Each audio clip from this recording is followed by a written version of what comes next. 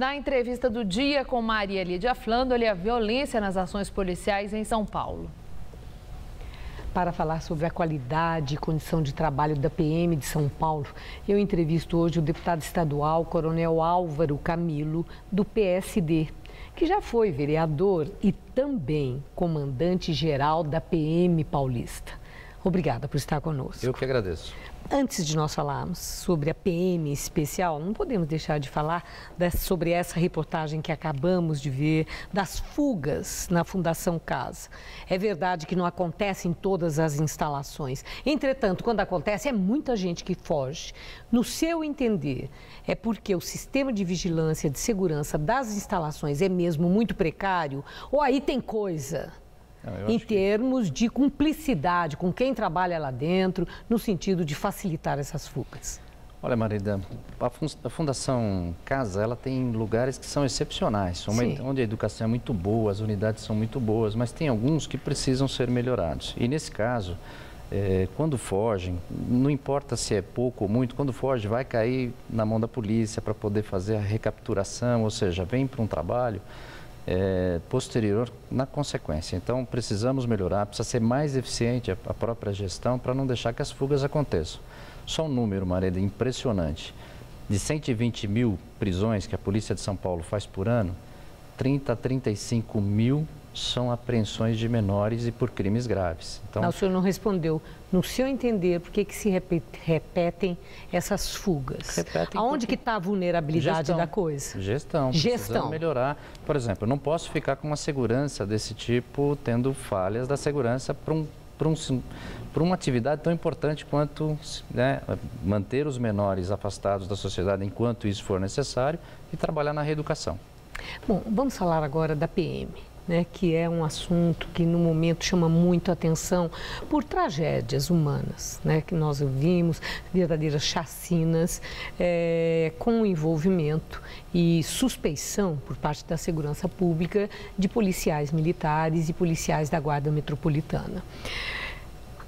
Houve o comando recentemente, houve troca no comando da rota, 7 meses após o então comandante ter assumido.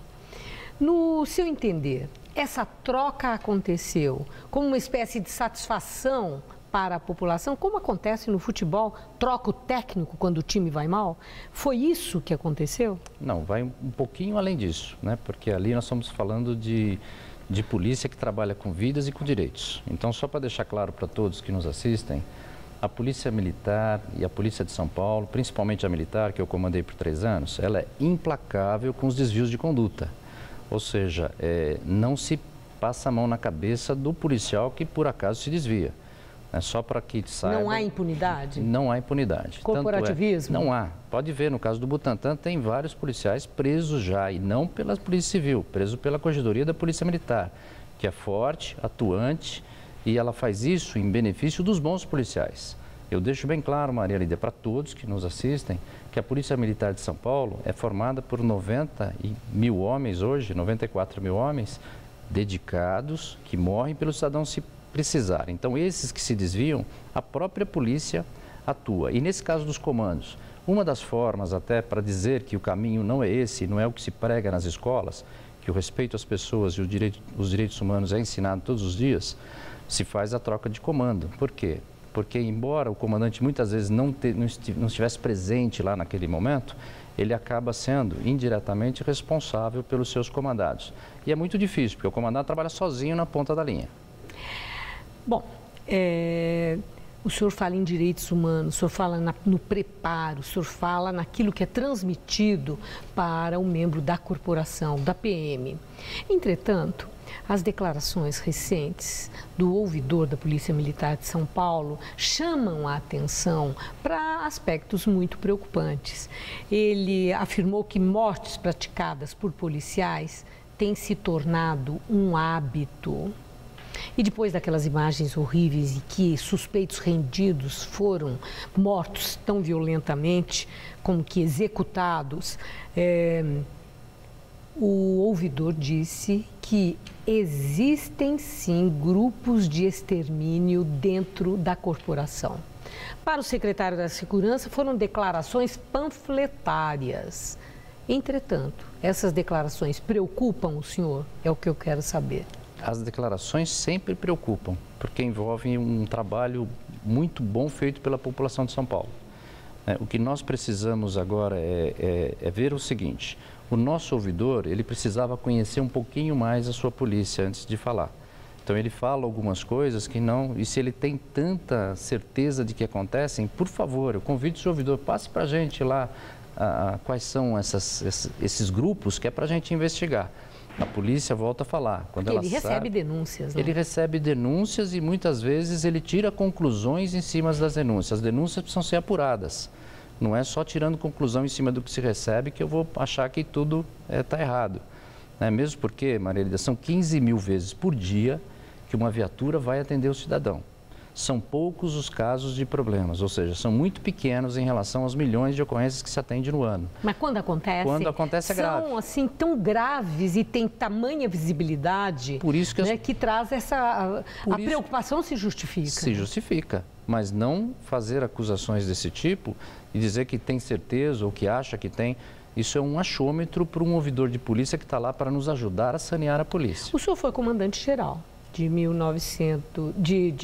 2009 a 2012. 2009 a 2012. De lá para cá, a violência parece ter aumentado bastante. O crime organizado, cada vez mais organizado, mais fortalecido, com cooptação na própria sociedade, crescente. Existe uma cultura de guerra na polícia militar, em que o policial, quando sai, ele vai para um campo de batalha, ele sente isso, quer matar ou morrer? Não, isso não existe. Eu deixo bem claro para todos que isso não existe. O policial sai para prender o infrator da lei. Ele não tem inimigo, ele tem infrator da lei a ser preso. O que acontece hoje é que o sentimento de impunidade está tão grande que muitas vezes a gente mesmo se sente seguro. Maria Elida, nós estamos hoje com os menores indicadores da história de São Paulo. E, no entanto, a sensação de segurança é muito ruim. Por quê?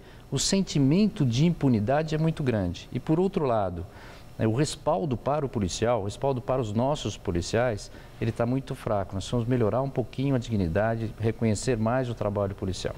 Bom, quando o senhor fala nós precisamos, o senhor está falando diretamente numa política pública do governo de São Paulo. O senhor está dizendo o governo Alckmin precisa? É isso que o senhor está falando? Todos nós, o governo e a própria sociedade. Em que sentido a sociedade pode melhorar a condição do policial? A sociedade precisa ajudar a polícia, né? Não é um dever, mas uma colaboração em dar informações e ajudar a polícia a melhorar também e ajudar mais, ajude a polícia a ajudar você. Agora, por parte do governo, sim, precisa um reconhecimento melhor do governador Alckmin e a sua própria polícia. Muito obrigada, agradeço a sua informação. Alguém que teve uma atuação de liderança dentro da Polícia Militar de São Paulo. Eu que agradeço. Boa noite. Boa noite. Estela.